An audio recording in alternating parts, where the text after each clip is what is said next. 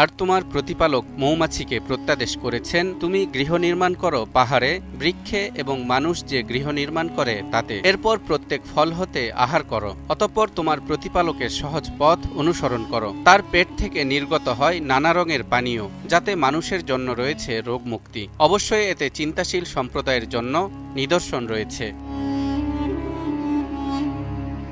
কিন্তু প্রশ্ন হলো, চিন্তাশীল সম্প্রদায়ের জন্য কি নিদর্শন বা শিক্ষা রয়েছে এই মধুকরের কাছে? দর্শক, আজকের ভিডিওতে আমরা সেসব বিষয় নিয়েই কথা বলবো।